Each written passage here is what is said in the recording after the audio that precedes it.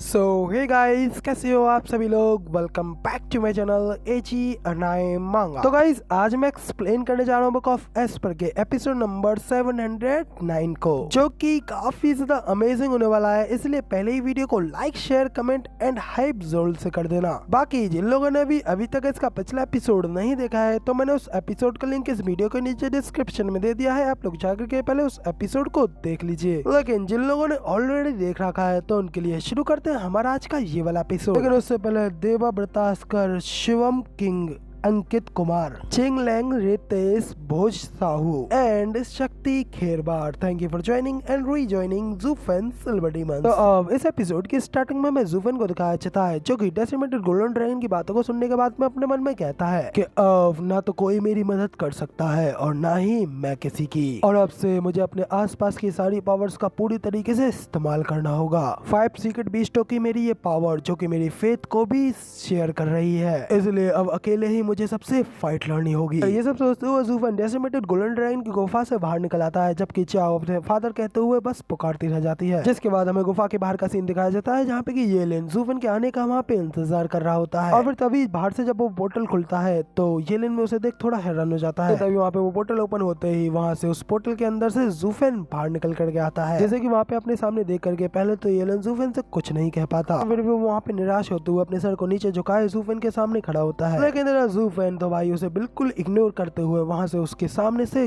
आगे गुजर जाता है। देख करके तो भाई येलेन तो यहाँ पे काफी ज्यादा शॉक हो जाता है। इसे मुड़ करके जूफेन को आवाज लगाते हुए कहता है कि 1 मिनट रुको। फिर वह उसकी आवाज को सुनकर जूफेन वहाँ पे रुकता है और उससे पूछता है कि आखिर अब तुम्हें मुझसे क्या कहना है। येलेन थोड़ा हेजिटेट करते हुए उससे कहता है कि मास्टर ने तो तुम्हें सब कुछ बता ही दिया होगा, इसलिए अब क्योंकि हम दोनों के ही गोल्स बिल्कुल सेम है, मेरे मास्टर की मदद करना, इसलिए अब हम लोगों को एक दूसरे के साथ में कोऑपरेट करना होगा इस 8th वर्ल्ड विंड टनल की। तो मैंने ऑलरेडी इस सीक्रेट रॉयल में ड्राइंग अरे को सेटअप कर दिया है, जबकि बाकियों को ढूंढना काफी ज्यादा मुश्किल है, क्योंकि भले ही कुछ भी क्यों ना हो जाए, हम है तो इस वेस्टरलैंड के डिसाइपल ही। उसकी इस बात पर जूफेन उससे कहता है कि तुम इस वेस्टरलैंड के अब डिसाइपल बने रहो, क्योंकि मैं इस सब को खुद अकेला कर सकता हूँ। तो येलेन भी शौक होते हुए जल्दी से जूफेन से कहता है कि 1 मिनट रुको, मास्टर ने कहा था कि हम दोनों एक साथ मिलकर के उन रिकॉइल अरेज को सेट करेंगे। जूफेन उससे कहता है कि ये सब जरूरी नहीं है, और हाँ एक और बात, तुमने इस बार मेरी जान बचाई है, तो मैं इस कर्ज को तुम्हारे लिए जरूर चुकाऊंगा। जूफेन वहाँ से जाने लगता है, जबकि येलेन तो ये सुनकर काफी ज्यादा शौक खड़ा रह जाता है। फिर थोड़ा एजिटेट करते हुए जूफेन को अपने बड़े भाई की तरह ग्रीट करता है और से पीछे से बड़े भाई कहते हुए पकड़ता है। जूफेन तो पहले थोड़ा शौक होता है, फिर चिढ़ते हुए से कहता है कि आखिर तुम किसको अपना बड़ा भाई कह रहे हो। कहता है कि सीक्रेट बीस्टों के अपने खुद के कुछ नियम होते हैं, जिसमें कि सिर्फ विजेता ही हमेशा के लिए किंग कहलाता है। अब क्योंकि मैं तुमसे हार गया हूँ, तो अब से तुम मेरे एल्डर ब्रदर हो। येलेन को ये कहते हुए देख करके तो भाई जूफेन का सर बनाने रखता है कि हाँ, मगर लेकिन ये बीस्टों के नियम होते हैं, ना कि हमारे, हम ह्यूमंस हैं। एनीवेज, तुमने जो कुछ भी मेरे लिए किया, मैं उसका फेवर एक दिन तुम्हें जरूर लौटाऊंगा, और इसके अलावा हम दोनों के बीच में और कोई रिश्ता नहीं है। तो उससे कहता है कि एल्डर ब्रदर, इससे कोई फर्क नहीं पड़ता, क्योंकि मैं तुमसे हार गया, तो अब से तुम ही मेरे किंग हो। वह सीनियर ब्रदर ने मुझे एक जेट स्लिप भेजी थी, जिसमें बताया गया था कि मिस चू बिल्कुल ठीक है, और वो लोग तुम्हें यहाँ पर मरा हुआ समझ रहे हैं। मैंने जल्दी से मुझे वहाँ पे बुला करके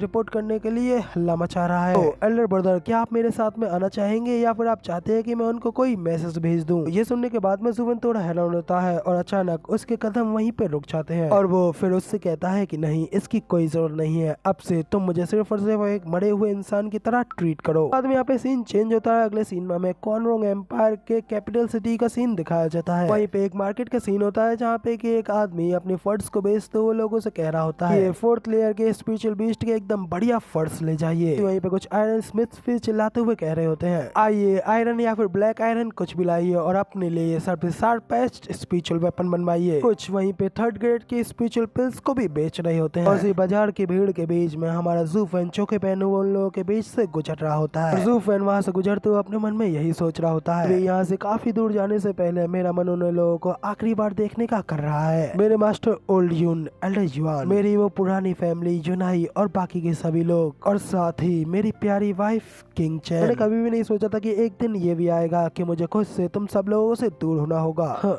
मगर कोई बात नहीं किंग चैन, एक बार अगर मैंने फिर से तुम्हें देख लिया तो शायद मैं तुम्हें छोड़ करके फिर ना जा पाऊँ, लेकिन नहीं, मैं ऐसा बिल्कुल नहीं कर सकता कि अब से मुझे अकेले ही उस कमीने हेवनली सोवरेन का सामना करना है। इसके बाद में अगला सीन हमें वहीं के एक पवेलियन का दिखाया जाता है। कॉर्नरॉन्ग के बाकी के लोग मस्त बैठे वहाँ पे अपना खाना पीना और दारूबाजी कर रहे होते हैं। तभी अचानक उस पवेलियन का गेट खुलता है और एक काली लिबास पहना हुआ बंदा अंदर आता है। वो बंदा उन लोगों के बीच से गुजरते हुए अपने मन में यही सोच रहा होता है कि ड्रैगन एंसेस्टर की बनाई हुई वो मैप के स्केच काफी ज्यादा अजीब सी, इसलिए अच्छा रहेगा कि मैं सबसे पहले यहाँ बैठ करके बाकी के सभी लोगों की बातों को ध्यान से सुनूं। इस वक्त ज़ूफन के सामने उस पवेलियन का एक आदमी आता है और ज़ूफन से पूछता है, क्या आप यहाँ पर सिर्फ ड्रिंकिंग करने के लिए आए हैं या फिर यहाँ पर कुछ टाइम रुकने के लिए? आप यहाँ पर जो चाहे वो कर सकते हैं, हमारे यहाँ पर एक शांत कमरा भी है, लेकिन उसका प्राइस थोड़ा ज्यादा एक्सपेंसिव है। तो ज़ूफन उसे कहता है कि नहीं, उसकी कोई जरूरत नहीं है, मैं बस यहाँ इस हॉल में बैठ करके ड्रिंक करना चाहता हूँ। ज़ूफन को देखो उसे कहता है कि सर आप यहाँ के तो रहने वाले नहीं लगते हैं, है ना? ज़ूफन भी उससे कहता है कि हाँ, मैं यहाँ से नहीं हूँ। वो बंदा उससे पूछता है कि सर तो फिर आप आखिर कहाँ से हैं? ज़ूफन उससे कहता है कि क्या मुझे यहाँ पर रुकने के लिए तुम्हें अपने बारे में सब कुछ समझाना पड़ेगा? वो कहता है कि नहीं, हाल ही में दुश्मनों की काफी सारी घटनाएं यहाँ पर घटी हैं, इसलिए हमें फॉरेनर्स को इस सब के बारे में पहले बताना होता है। उसकी ये बात सुन ज़ूफन उसे बताता है कि ठीक है, मैं बताता हूँ, मैं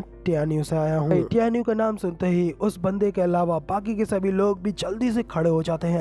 तो वो सभी लोग ज़ूफन से कहते हैं कि क्या तुम टियान्यू से आए हो? तो ज़ूफन सिर्फ उन्हें घूरते हुए इतना ही कहता है कि हाँ, आखिर तुम लोगों को टियान्यू से क्या दिक्कत है? ज़ूफन से चिल्लाते हुए कहता है कि क्या तुम दिक्कत की कह रहे हो? तो बस शुरुआत है, हम दोनों लोग तो एक दूसरे के एकदम कट्टर दुश्मन है। साल पहले टियान्यू ने हमसे हमारी सबसे उपजाऊ जमीन को छीन लिया और हमें गरीब बना करके हमें हमारे घरों से ही फोर्सफुली निकाल दिया गया। टियान्यू के साथ में युद्ध में हमारे कई सारे सैनिक भी मारे गए। तो बताओ कि आखिर उन लोगों से इस तरीके की नफरत को हम लोग कैसे भूल सकते हैं? पर ज़ूफन उससे सिर्फ इतना कहता है कि वॉर तो सिर्फ लड़ने के लिए ही होती है और वॉर में हार जीत तो लगी रहती है, या तो लोग दूसरे को मारते हैं या फिर दूसरे के हाथों मारे जाते हैं। फिर ये सारी बातें तो बिल्कुल नॉर्मल है। वो लोग तुम थे जिसने की टियान्यू के अंदर पहले घुसपैठ किया था। युद्ध वहाँ पर टियान्यू के अंदर भी चल रहा था, जिसके कि हमलावर तुम लोग थे। हालांकि एंड पे जाकर के तुम लोग बिल्कुल असफल रहे। ये सारी बातें सुन करके तो वो बंदा वहाँ पे गुस्से में अपने दांत पीसने लगता है और चिल्लाते हुए ज़ूफन से कहता है कि आखिर तुम्हें इस सब के बारे में क्या ही पता है? इस सब के पीछे टियान्यू की वो घिनौनी योजनाएं थी। तो अपने टियान्यू के अंदर फैले केओस को शांत कराने के लिए हम लोगों से मदद मांगी थी, लेकिन बाद में उन लोगों ने उल्टा हम लोगों को ही आक्रमणकारी घोषित कर दिया और हम लोगों से हमारी जमीन भी हड़प ली। और टियान्यू के तुम सब लोग सिर्फ और सिर्फ सांप हो सांप और लालची निकम्मे लोगों के अलावा और कुछ भी नहीं।